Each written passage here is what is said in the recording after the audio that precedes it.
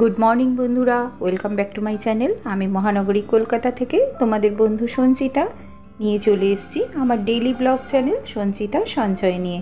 আশা করছি তোমরা দেশে ও দেশের বাইরে যে যে প্রান্ত থেকে আমার এই ভিডিওটা দেখছো সবাই ভালো আছো, সুস্থ আছো আর সাবধানেও আছো। আজ বুধবার আর সকাল এখন কিন্তু 5:30। আমি দেখো সকালবেলা ঘুমটা ভেঙে গেছে আর উঠে পড়েছি, কারণ উঠে পড়ে ভাবলাম একটুখানি মন্দিরে যাই। মন্দিরে অনেক দিন যাওয়া হয়নি, মন মেজাজটা খারাপ ছিল। আর তোমরা তো সব জানোই, তোমাদের আমি জানিয়েছিলাম তো মায়ের শরীর খারাপ। তো ভাই মা আমাদের ছেড়ে চলে গেছেন, আজ 1 সপ্তাহ হলো। তা সেই জন্য ভাবলাম যে অনেক দিন তো হলো, মন মেজাজটাও ভালো নেই, আর মায়ের মন্দিরেও আমার অনেক দিন যাওয়া হয়নি। তা সেই জন্য ভাবলাম সকালবেলা উঠেই চলে যাই মন্দিরে, একটু মাকে দর্শন করে আসি। তা যে মায়ের কাছে আমাদের রেখে গেল সেই মায়ের কাছেই একবার ঘুরে আসি। জগৎজননী মা ছাড়া তো আর আমাদের কেউ নেই। প্রকৃতির নিয়মে সবাই আসে, সবাই চলে যায়, কিন্তু জন্মদাত্রী মা আমাদের একাকেই ছেড়ে রেখে দিয়ে চলে গেলেন পৃথিবীর মায়া ত্যাগ করে। এত যুদ্ধ, এত কিছু করেও কিন্তু আমরা মাকে ফিরিয়ে আনতে পারলাম না। তো সকালবেলাটা যখন সানরাইজটা হয় ভীষণই দেখতে ভালো লাগে আমার মন্দির থেকে। তা সেই জন্য মন্দিরের কাছেই আসি, আর মাকেও দর্শন করে যাই, শিবজিকেও দর্শন করে যাই, আর সঙ্গে সূর্যদেবের প্রণামটাও সেরে নিই, সঙ্গে দেখে যাই সবটা। আর এই যে প্রকৃতির টানে বারবার এই মন্দিরে আসা, আর এখানে সকালবেলা উঠে পাখির কুজন, আর এই দেখো অবলা জীবগুলো, এদের যে ভালোবাসা, এগুলো থেকে কিন্তু আমি বঞ্চিত হতে চাই না। কেন জানো তো, এরা কিন্তু জানে, মানুষকে চেনে। দেখো আমি অনেক দিন আসিনি বলে এরা অবলা, কিন্তু এদের ভাষায়, এদের আকারে, ইঙ্গিতে বুঝিয়ে দিচ্ছে যে আমি এতদিন আসিনি মন্দিরে। আর আমি যেহেতু ওদেরকে প্রতিদিন সকালবেলা খাবার দিই, আজকেও কিন্তু আমি বিস্কুট এনেছি। আমাকে দেখে দেখো কি আনন্দ হচ্ছে ওদের, আর কত রকম কি বলার চেষ্টা করছে। নানা রকম শব্দের মাধ্যমে এরা বোঝানোর চেষ্টা করছে যে আমি কেন এতদিন আসিনি, ওদের সকালবেলা কেন বিস্কুট দিইনি, এদের মনে কি আনন্দ হয়েছে দেখো। তাই এদের টানেও আরও কিন্তু আসা সকালবেলা। আর এসেছি মন্দিরে, তাই জন্য শিব বাবাজিকেও কিন্তু একটু প্রণাম সেরে নিলাম। কারণ এই সকালবেলা এই মন্দিরের যে স্নিগ্ধ যে প্রকৃতিটা আর পরিবেশটা আমার এতটাই ভালো লাগে যে মনটাকে খুব শুদ্ধ করে দেয়। আর মনের যত ব্যথা যন্ত্রণা যা আছে সব মায়ের কাছে জানালাম, যে মাগো তোমাকে এত করে জানালাম, কিন্তু প্রকৃতির নিয়মে আমাদের আসতে হয়, আবার প্রকৃতিকে ছেড়ে চলে যেতে হয়। পৃথিবীর মায়া ত্যাগ করে আমাদের প্রত্যেককেই একদিন না একদিন যেতে হবে। বৃথা আমরা ভগবানের কাছে প্রার্থনা করি, আর ভগবানের ওপরে আমরা নানা রকমভাবে অভিমান করে থাকি। কিন্তু অভিমান আমরা তখনই করি যখনই কিছু চেয়ে পাই না। কিন্তু কঠিন সত্যি এটাই যে পৃথিবীর মায়া ছেড়ে একদিন সবাইকেই চলে যেতে হয়, কাউকেই কিন্তু পৃথিবী ধরে রাখতে পারে না। তো সেই মনে সান্ত্বনা নিয়ে এক রাশ হতাশা আর মনের অশান্তি, সেটাকে শান্ত করার জন্য সকালবেলা চলে এসেছিলাম মন্দিরে। মন্দির থেকে একটু ঘুরে গেলাম, আর এরা দেখো খাবার জন্য কি করছে, এদেরকে আলাদা আলাদা করে খাবার দিয়ে একটুখানি দাঁড়ালাম। কেন জানো, কারণ এরা না একে অপরের খাবারটা খাওয়া হয়ে গেলেই এবার অন্যের খাবারটা ছিনিয়ে খেতে যাবে। আর এই যে বাচ্চা কুকুরটা দেখছো, একে কিন্তু মারবে।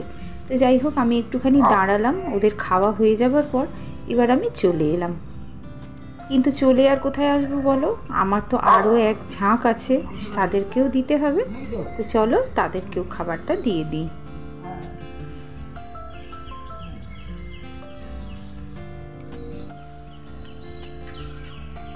এই পাঁচিলটার উপরে উঠে আমি এই চালগুলো দিয়ে দিলাম, আর কিছু বিস্কুটটা রেখেছি, সেই বিস্কুট আর চালগুলো কিন্তু আমি এদেরকে দেব। কারণ এই পাঁচিলটার উপরে, তোমাদের তো আগের ভিডিওগুলোতে আমি দেখিয়েছি, আমি এখানে খেতে দিই। এই যে পিছনে দেখছো পাঁচিলের ওপারে যে গাছগুলো আছে, এর ভিতরে যে কত রকম নানা রকম পাখি আছে, সেগুলো না না দেখলে বিশ্বাস করতে পারবে না। অনেক নাম না জানা অজানা অজানা পাখি জানো।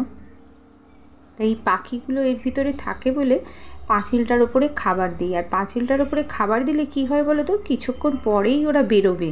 আর ওরা কিন্তু সব বাসার ভেতর থেকে দেখছে যে আমি এখানে খাবার দিচ্ছি। আমি চলে গেলেই কিন্তু ওরা বেরিয়ে এসে খুঁটে খুঁটে খাবে। কিন্তু আমি একসঙ্গে কোনো দিন অনেক পাখিকে ক্যামেরাবন্দি করতে পারিনি। মাঝে অনেক দিন আগে একটা ভিডিওতে দেখিয়েছিলাম তোমাদের যে ওরা বেরিয়ে এসে খাওয়াচ্ছিল, কিন্তু সেরকম সুযোগ আমার আর হয়নি জানো। তো চলো, এদের খাবার দেওয়া হয়ে গেল। এবার আমি কিন্তু বাড়িতে চলে আসছি। বাড়িতে এসে কি করছি জানো, বেশ কিছুক্ষণ শুয়েছিলাম, যেহেতু 5:30টার মতো বাজে আর সানরাইজ তো হয়ে গেছে। তারপরে বেশ কিছুক্ষণ শুয়েছিলাম। শুয়ে থাকার পর জল আসতেই ভাবলাম না, আগে রাতের যে বাসনগুলো আছে সেই বাসনগুলো মেজে নিই। বাসনগুলো মাজার আগে কি করলাম বলো তো, রাত্রিবেলা যেহেতু খেয়ে রেখেছি, বাসনগুলো শুকনো হয়ে গেছে, জল দেওয়া ছিল, তবুও আরেকবার ধুয়ে নিলাম। আর ওদিকে ওর বাবাও উঠে পড়েছে। ওর বাবা উঠে পড়ে এবারে সব জল টলগুলো তুলবে। যেহেতু বাড়িতে আছে, আমাকে অনেকটাই হেল্প করে। আর এই বাথরুমের জলগুলো সব তুলতে হবে, স্নানের জল তুলতে হবে, সেগুলো ওর বাবা তুলছে। আর আমি বললাম যে আমি তাহলে বাসনটা মেজে নিই। বাসনটা মেজে আর আমি জামাটা ছেড়ে নেব, কারণ রান্নাঘরে কাজ আছে অনেক। আর বেশ কিছুদিন তো মন মেজাজ ভালো ছিল না, শরীর ভালো ছিল না। আর আমরা তো চতুর্থীতে 4 দিনে কাজ আমাদের হয়ে গেছে মায়ের। আমাদের হাতেই প্রথম জলটা পেয়েছে মা, তাতে শান্তি হয়েছে অনেকটাই, মনে হয় অনেকটা শান্তি হয়েছে জানো বন্ধুরা। আমরা কিন্তু মায়ের বাগবাজার ঘাটে আমরা মায়ের কাজটা করেছি, তাই এত শান্তি হয়েছে বাগবাজার ঘাটে গিয়ে কাজ করতে। আমরা একদিন গিয়ে, আমরা তো প্রথমে জানতাম না যে বাগবাজার ঘাটে কাজ করা যায়, শ্রাদ্ধ শান্তির কাজ। একদিন আমরা ঘুরতে ঘুরতেই গিয়েছিলাম যেন বাগবাজার ঘাটে, যে মায়ের ঘাট দেখে আসি। মায়ের বাড়িতে গিয়েছিলাম, সেখান থেকে দেখতে গিয়েছিলাম। তা দেখতে গিয়ে দেখলাম যে ওখানে কাজ হচ্ছে। তা এইবারে আমাদের মাও তো খুব যেতেন ওখানে আমাদের সঙ্গে। সেই জন্য আমরা ভাবলাম যে তাহলে বাগবাজার ঘাটেই করা হোক, কারণ আমরা তো মাকে খুব মানি, মাকে ভালোবাসি। সেই জন্য বললাম যে তাহলে মাও তো আসতো এখানে, মায়ের ঘাটেই তাহলে করা হোক। তা এত শান্তি হয়েছে কাজটা করে, খুব সুন্দরভাবে হয়েছে, সুষ্ঠুভাবে হয়েছে, এবং আমরা খুব মেন্টালি খুব স্যাটিসফাইড যে এত সুন্দর কাজ হয়েছে ওখানে। জানো বন্ধুরা, আমাদের আরও একটা ভাগ্য ভালো, আমরা কিন্তু বাগবাজার ঘাটে কাজ করে ওঠার পর মায়ের বাড়ি থেকে প্রসাদ নিয়ে এসেছিলাম। সেই প্রসাদ দিয়ে কিন্তু আমরা নিয়মভঙ্গের কাজটাও ওখানে শেষ করে ফেলেছি। আর মাকে যে ঠাকুরমশাই বলেছিলেন যে আঁশ ভাতের ব্যবস্থা করতে, আমরা কাজের দিনই কিন্তু নিয়মভঙ্গ আমাদের ওখানেই হয়ে গেছে। আমার বড়দি বাড়ি থেকে মাছ ভাত সব করে নিয়ে এসেছিল, সেইটা আমরা মাকে কিন্তু অর্পণ করে দিয়েছি, সঙ্গে মায়ের প্রসাদও। রাত্রিবেলা আর একদম ভালো লাগছিল না, কেন বলো তো, মন মেজাজ ভালো না থাকলে না মানুষের কোনো কাজই করতে ইচ্ছা করে না। সেই জন্য আমি সব রেখে দিয়েছিলাম রাত্রিবেলা থেকে। তরকারি গরম করা ছিল, রুটি করা ছিল, সব কি করেছি জানো, এগুলো আমার এঁটো বাসন না, আমি কিন্তু এঁটো বাসন রান্নাঘরে রাখি না। আমার এগুলো সব তরকারি গরম করা, রুটি করার পর আমি এই চাটু কড়া সব কিন্তু সিঙ্কে রেখে দিয়ে আর রাত্রিবেলা চলে গিয়েছিলাম। শরীরটা একদমই ভালো লাগছিল না, আর শরীরটা না কুলোচ্ছিলও না যেন। যখন দেখবে যে শরীরে আর কুলোচ্ছে না বা কাজ করতে ইচ্ছা করছে না, তখন জানবে যে আমাদের শরীরটাই চলছে না, আর এই শরীরটাকে আমরা চালাতে পারছি না, তাই জন্য এমনই হচ্ছে। তা সেই জন্য আমি সব রেখে দিয়ে চলে গিয়েছিলাম সিঙ্কের মধ্যে। আর ভাবলাম যে সকালবেলা যদি জল আসে তাহলে জল এলে এটাকে পরিষ্কার করে নেব। তা সব পড়েই ছিল। তা সকালবেলা দেখো জল আসতে আমি বাইরের এঁটো বাসনগুলো মাজা হয়ে যাবার পর কিন্তু আমি জামা ধুয়ে নিয়েছি, কিন্তু রান্নাঘরে তো আমি বাসি কাপড়ে ঢুকবো না। সেই জন্য জামাটা ছেড়ে এসে এবার সিঙ্কের সব বাসনগুলো আমি এক এক করে ধুয়ে নিচ্ছি, কারণ এইগুলো না ধুলে আমি আবার এই সিঙ্কের অনেক কাজ আছে, চাল ধোবো, হাঁড়িতে জল নেব, তারপরে বোতল ভরবো, অনেক কাজ থাকে আমার এই রান্নাঘরের সিঙ্কটা। সেই জন্য এইখানের জায়গার কারণ আগে ফাঁকা করে নিচ্ছি। তো চলো বন্ধুরা, তোমরা যারা সব আমার ভিডিওতে আজকে প্রথম এসেছো তাদের তো আমি ওয়েলকাম জানাচ্ছি, অসংখ্য ধন্যবাদ জানাচ্ছি। আর যে সমস্ত বন্ধুরা আমার সঙ্গে এখনও আছো, তোমাদের অসংখ্য ধন্যবাদ আমার ভিডিওটার সঙ্গে থাকার জন্য আর শেষ পর্যন্ত দেখার জন্য অনুরোধ রাখছি। দেখো, আমি তো সানরাইজ দেখে এলাম সকালবেলা, কিন্তু এখন দেখো কীরকম বৃষ্টি পড়ছে, ভালোই বৃষ্টি পড়ছে। আগের দিন রাত্রিবেলাও তো খুব বৃষ্টি হয়েছে, ঝড় হয়েছে, তা সেই জন্য বেশ ঠান্ডা ঠান্ডাও ছিল ওয়েদারটা। আমি তো সকালবেলা ভাবতেই পারিনি যে সকালবেলা আমি সানরাইজটা দেখতে পাবো। দেখো কিছুক্ষণ পরে, এখন প্রায় 8টা সাড়ে 8টা বাজে, এখন দেখো আকাশটায় পুরো মেঘ ভর্তি হয়ে গেছে আর ভালোই কিন্তু বৃষ্টি হচ্ছে। আর ওর বাবা যেহেতু বাড়িতে আছে, ওর বাবা কিন্তু ফুল তুলে নিচ্ছে। আমি দেখলাম যে কত দূরে আছে দেখি, সেই হিসাবে আমাকে আবার চা বসাতে হবে, কারণ এসে এক্ষুনি বলবে যে চা বসাও। যেহেতু বাড়িতে আছে, চায়ের একটা নেশা সকালবেলা। তা আমি কি করলাম, রান্নাঘরে এসে সঙ্গে সঙ্গে কিন্তু রান্নাঘরটা যেহেতু আমার মোছা হয়ে গিয়েছিল, আর দেখলাম ওর বাবা ফুল তুলে প্রায় এসেই গেছে, কাছেই ফুলগুলো তুলছে, সেই জন্য আমি চাটা বসিয়ে দিলাম। আর ওর বাবাকে আগে চা দেবো বলে একটুখানি আদা কেটেও কিন্তু চাটাতে দিয়ে দিলাম। আমার না জানো তো, আদা দিয়ে না চা খেতে ভীষণ ভালো লাগে, আর আমরা এটা 12 মাসই আদা দিয়ে চা খাই। ওর বাবা যেহেতু লিকার চা খায়, তাই জন্য একটু ফ্লেভার হলে কিছু বেশ ভালো হয়। তা আমি সেই জন্য আদাটা দিয়ে চা করে দিতে খুব ভালোবাসি। আর ওর বাবারও কিন্তু খেতে ভালো লাগে, যেহেতু চিনি থাকে না, দুধ থাকে না, কিছু থাকে না, তাই আদার ফ্লেভারটা খুব ভালো লাগে লিকার চায়ের মধ্যে। আর 12 মাস আদা খাওয়াও কিন্তু শরীরের পক্ষে ভালো। বিশেষ করে আমাদের ভীষণ কাশি সর্দি হয়, তো সেই জন্য আমরা কিন্তু ওই আদা দিয়ে চাটা খাই। তা ওর বাবাকে আগে একটুখানি লিকার চা নামিয়ে দিলাম, দিয়ে আমি আরেকটু ওই দুধ চায়ের মতো বেশি লিকার দিয়ে ওইটাকে লিকার করে রেখে দেবো। আমি আর এখন চা খাবো না, আমি চা খাবো পরে।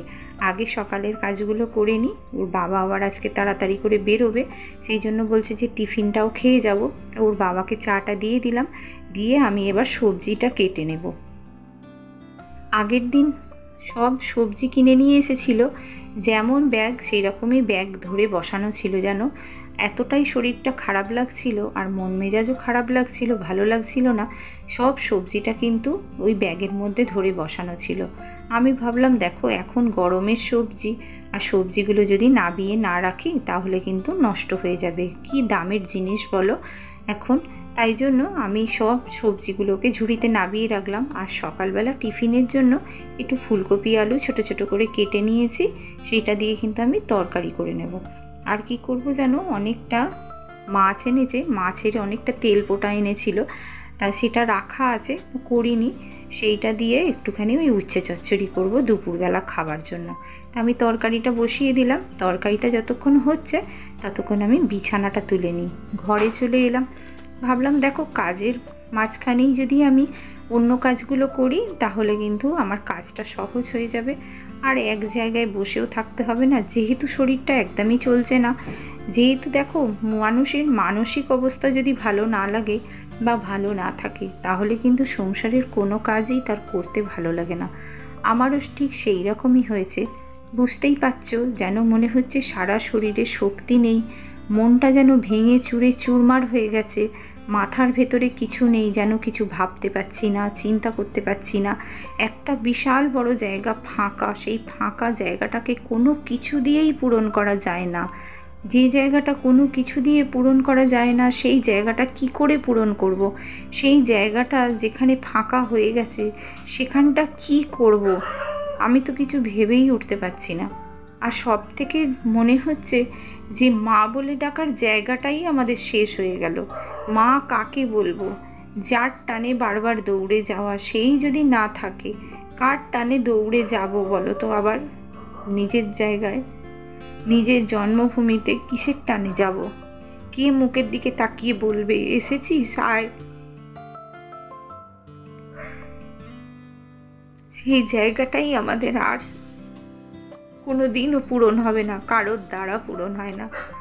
মা বাবার প্রতি যে ভালোবাসা, মা বাবার প্রতি শ্রদ্ধা, মা বাবা এমন একটা জায়গা, সেই জায়গাটা ফাঁকা হয়ে গেলে কোনো দিন আর কারোর দ্বারা সেই জায়গাটা পূর্ণ হয় না বন্ধুরা। বাবাকে তো অনেক দিন আগেই হারিয়েছিলাম, কিন্তু তবু মাটা ছিল। মাটাও চলে গেল আমাদের কাছ থেকে। অনেক আশা করেছিলাম, তোমরা অনেকই সবাই প্রেয়ার করেছিলে মাকে যেন আমি ফিরিয়ে আনতে পারি, কিন্তু বন্ধুরা আমরা সবাই হেরে গেছি আমাদের কাছ। সেই নিত্য সত্য পৃথিবীর এক শান্তির জগতে চলে গেছে মা। তাকে আর কোনোদিনই ফিরে পাবো না, আর ফিরিয়ে আনা যাবেও না। যার জন্য এই পৃথিবীর আলো দেখেছি, যার জন্য সবাইকে চিনতে শিখেছি, তার হাত ধরে হাঁটতে শিখেছি, তার সান্নিধ্য পেয়েছি, সবাইকে ভালোবাসতে শিখেছি, দিতে শিখেছি, সেই মানুষটাই আজকে চলে গেছে। তো যাই হোক, যে যাবার সে তো যাবেই, প্রত্যেকটা মানুষকেই একদিন না একদিন যেতে হয়। আর যেহেতু সে আমার কাছের লোক, আমার মা, তাই জন্য আমরা এই ব্যথাটা ভুলতে পারছি না বন্ধুরা। দেখো, তোমাদের সঙ্গে কথা বলতে বলতে আমি কিন্তু একটা একটা করে রান্না বসিয়ে আসছি, আর তার মাঝে মাঝেই কিন্তু ঘরদোরগুলো পরিষ্কার করে নিচ্ছি। জানো বন্ধুরা, আজকে আর ঘর মুছবো না, আজকে এই ঘরটা ভালো করে ঝাড় দিয়ে নেব। ঝাড় দিয়ে নিয়েই কিন্তু আমি একটু ঘরে গঙ্গা জল ছড়িয়ে দেব। যেহেতু রোজই মুছছি, কিন্তু আজকে আর ভালো লাগছে না মুছতে।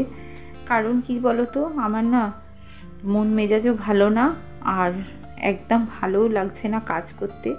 যেটুকুনি না করলে নয় সেটুকুনি করছি ভাই। তো চলো, দেখো আমার কিন্তু বিছানা পরিষ্কার করা হয়ে গেছে, ঘরও পরিষ্কার করা হয়ে গেছে, সব পরিষ্কার পরিচ্ছন্ন হয়ে গেছে। কিন্তু ভাই আমি টিপটপ করে গুছিয়ে রাখতে পারছি না, কারণ মন মেজাজ আমার একদমই ভালো না। এদিকে দেখো মাছের ঝালটাও হয়ে গেছে, আর আমি কিন্তু মাছের ঝালটা দুবেলার মতো করেছি বলে তাই জন্য দুটো বাটিতে আলাদা করে কাটিয়ে রাখবো। কারণ জানো তো, আমার ঘেঁটে রাখা তরকারি বা একটা বাটি থেকেই তরকারি তুলে খেয়ে আবার বাকিটা রেখে দেওয়া বিকালের জন্য, এটা আমার একদমই অপছন্দ, বা আমি এটা পছন্দও করি না। আর তাতে কি হয় বলো তো, তরকারিটা নষ্টও হয়ে যায়। তো চলো, এই যে দেখো আমি কিন্তু পুজো করে নিচ্ছি। আজকে যেহেতু বুধবার, অক্ষয় তৃতীয়া, সেই জন্য ভাবলাম ঠাকুরকে একটু লাড্ডু দিয়ে পুজো দিই, কারণ কদিন তো পুজো দেওয়া হয়নি ঠাকুরকে ভালো করে, তা সেই জন্য দিয়ে দিচ্ছি। আমার আগের ভিডিওতে যেসব বন্ধুরা কমেন্ট করেছো তারা হলে পাল ফ্যামিলি, তাতান সরকার, পিডি ফ্যামিলি, কৌশিকীর সারাদিন, ছোট্ট পরিবার, সৌরভ এফএফ গেমার, দেবাঞ্জন হাতি, স্টে উইথ জ্যোতি। তোমাদের অসংখ্য ধন্যবাদ আমার ভিডিওটা দেখার জন্য আর আমাকে কমেন্ট করার জন্য। তোমরা এইভাবে আমার পাশে থেকো, আর আমার ভিডিও দেখে তোমাদের যদি ভালো লেগে থাকে তাহলে অবশ্যই একটা লাইক ও কমেন্ট করে যেও। পৃথিবীর মায়া ত্যাগ করে চলে গেছে মা, কিন্তু নারীর টান রয়ে গেছে এখনও আমার মধ্যে। তো চলো বন্ধুরা, আজকের মতো আমার কাজ সব শেষ। রান্না টান্না তো হয়েই গেছে দেখতে পেলে, পুজোটাও হয়ে গেল। এবার খাবো, মেয়ে কলেজ গেছে, আসুক তারপরে। তো আজ ভিডিওটা এই পর্যন্তই রাখছি, দেখা হচ্ছে আরও একটা নতুন ভিডিও। ততক্ষণ সবাই ভালো থেকো, সুস্থ থেকো, সাবধানে থেকো, টাটা।